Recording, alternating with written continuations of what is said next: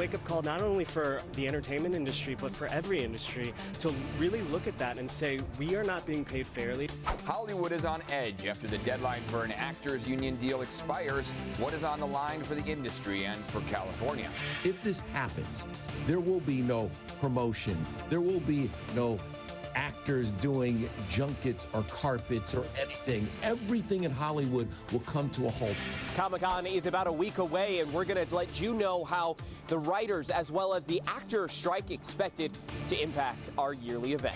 This is an incredibly difficult time to work in show business, and I think it's only fair that writers and actors are fairly treated.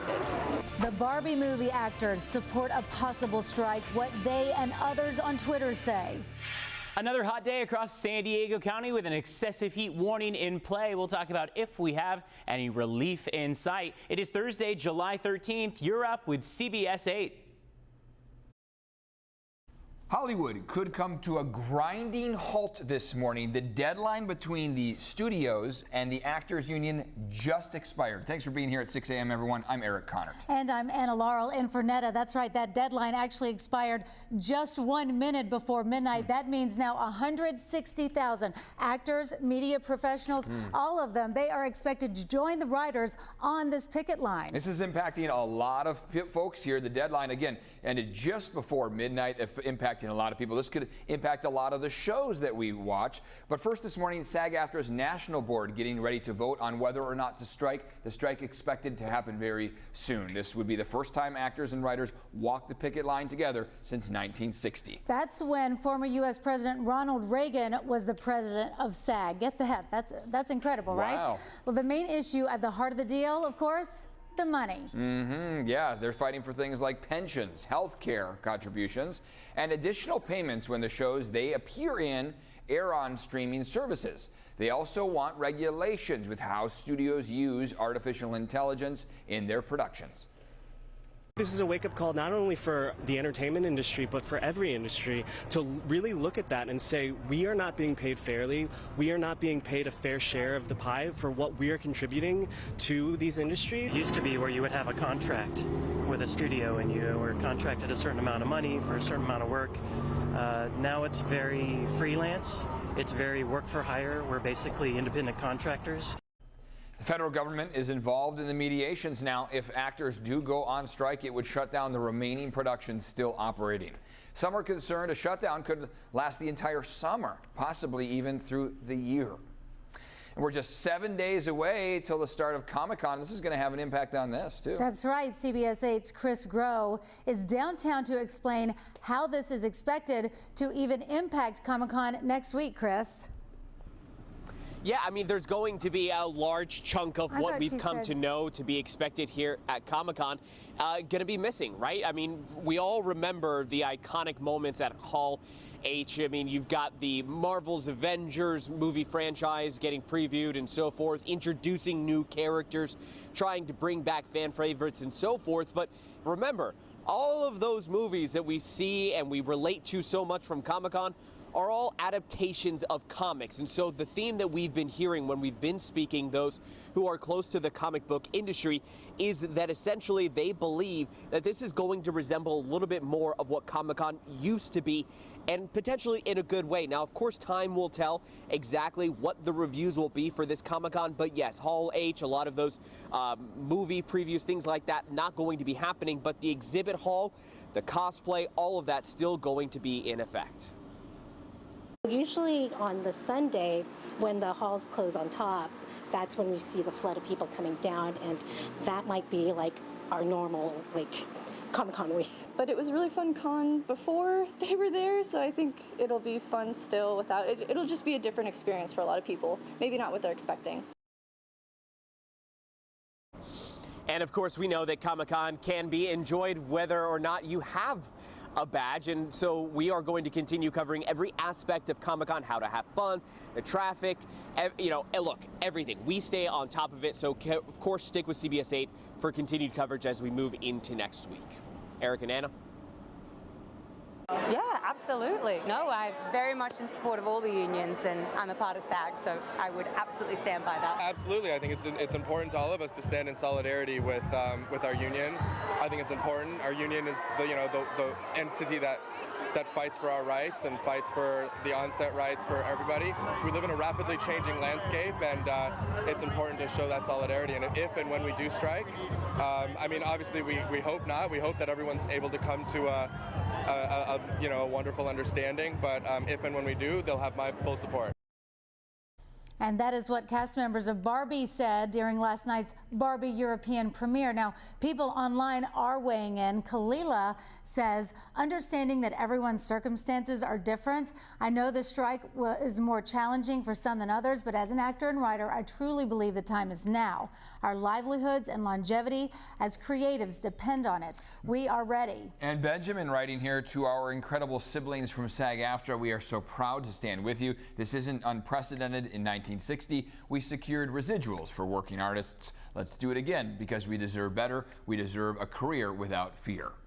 And Rachel says this is going to directly negatively impact California's economy. The government needs to step in and get a true negotiation going. And the president of SAG-AFTRA releasing a statement overnight saying, in part, our 90-year history is a testament to what can be achieved through our conviction and unity. For the future of our profession, we stand together. All right, well, the Emmy nominations are in. In fact, they were announced yesterday afternoon. Among those who were nominated for several awards, including Secession, White Lotus, and The Last of Us. But with this actor strike that's on the horizon now, there's a possibility there may be no actors attending or writers writing the Emmy show. So it may look a lot different. There's already talk of postponing the awards ceremony to next year. The Emmys are scheduled to currently take place on September 18th. And this morning, Deadline is reporting that the Alliance of Motion Picture and Television Producers will bleed out Writers Guild members before resuming negotiations. A source tells Deadline that, quote, the end game is to allow things to drag on until union members start losing their apartments and losing their houses. It's just awful. The Writers Union is entering its 73rd day on the picket line. Deadline reports that studios and streamers have been prepared for the long haul since the start of the strike.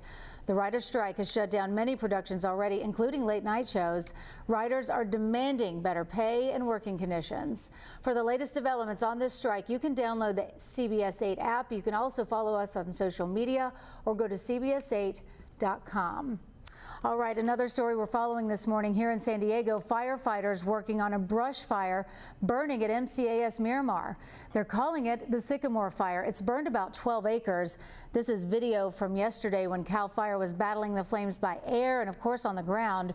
Crews had to delay air response at first because military aircraft in the area. We're told the military did join the firefighting efforts. No structures are under threat. Later this morning, a man who pleaded guilty in a deadly human smuggling attempt will be sentenced in San Diego federal court. 49-year-old Jose Cruz Noguez admitted to coordinating the operation that killed 13 undocumented migrants from Mexico and Guatemala. The smuggling attempt turned deadly when the SUV carrying the victims crashed into a tractor trailer near Holtville. Let's talk about the heat. It is already hitting San Diego very hard, as you probably experienced yesterday. The hotter weather on the way here, even more hot. Triple digits expected for inland. SDG&E sharing ways you can save money on your electric bill while cooling off. Yeah, we hope saving money. Peak hours are between the hours of 4 and 9 p.m. SDG&E recommends do your laundry, run the dishwasher, and pre-cool your home all before 4 p.m. That's when the demand surges and the prices go up too. Each and one of us can contribute to decreasing that cost by just turning off 1 kilowatt hour. And if 1,000 people do that, they're going to bring the cost down collectively. Then that's going to impact all of us down the road. Now, whole house fans are okay, but shouldn't be used if it's warmer outside your home than inside because it'll just bring that hot air inside. So those are tips to save money or to not spend as much on your next electric bill? Because you will be spending if you've got that AC cranked up right now. That's right, and we talked about tips earlier. I used to live in Montana. You were in Spokane, Washington. Right. People, and you're Minnesota, yes. So people don't have AC as much there. So at night when you're trying to go to sleep and it's hot, you're hot, put a cold washcloth on your neck. That's right. You've got all these blood vessels. It'll cool your body temperature really down, helps, right? Really does. And then the drapes in your house, move those to the spots where that afternoon sun is going to be the most, so that you're blocking things out. Keep it a little dark in there for the next couple days. That's where I'm kind of lucky. My apartment faces east. Okay. So while I'm at work, it is hot. The sun is coming up. Yeah. But then by the time I get home around noon, it's already starting to kind of be on the other side. So it's a little more shady outside my balcony. Perfect. Yeah, it's a little nicer. Ice baths we've been talking about, right? They're good for you. Is this the new shower? That's right. Whatever you got to do. Shower. At this point, just stay Honestly, cool. we will not judge you, whatever your choice is. It is 6:10 right now on our Thursday. We're one day shy of Friday, and that means the weekend is essentially here. However, what we have to keep in mind as we head into this weekend is that the hot conditions that we had yesterday and that we're expected to have today are going to be on hand all weekend long and even through next week. So take a look. 80s along the coastline. Yesterday downtown made it to 80 degrees. Today we're expected to do it again. 92 inland, 88 for the mountains, and 109 for the desert. So yesterday was particularly hot. It was in some cases the hottest day that we've had so far this year. But what we have to keep in mind again is that this heat wave, so to speak, is going to last all the way through next week, because now we have that expiration on an excessive heat warning and heat advisory. Those don't expire in most cases across the state of California until Tuesday night. So that means that heat is really going to be with us.